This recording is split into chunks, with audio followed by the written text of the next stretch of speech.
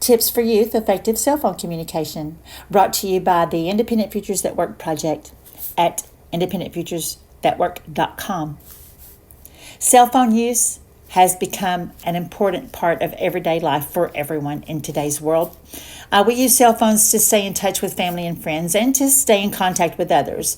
Making the most of your cell phone without using it in a rude or disrespectful way can really help you communicate well.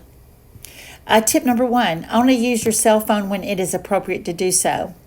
Perhaps do not use your cell phone in a library, theater, or church, a wedding, a funeral, a meal with others, or face-to-face conversation with another, in meetings at work, during a job interview. Definitely not while driving. Checking out and or paying at a store. When you're in these places, put your cell phone on silent or vibrate and tuck it out of sight.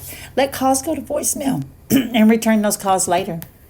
Tip number 2, use your cell phone in a respectful manner. Avoid talking about personal or confidential topics in public places. Be considerate of your language.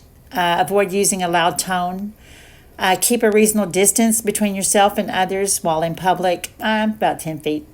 Avoid arguing on the phone with others in public places. Be aware of your ringtone. The content and loudness of the ringtone can send a wrong message to others about you.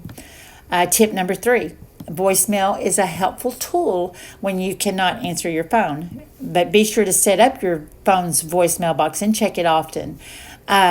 Be sure to leave your name on your mailbox. It can be frustrating for a caller if your voicemail box is not set up or if it does not state who you are and they try to leave a message and wish to make sure they leave it with the appropriate person. So again, these tips for youth effective cell phone communication is brought to you by the Independent Futures That Work project. You can access this tip sheet at independentfuturesthatwork.com and under resources, print it out, share,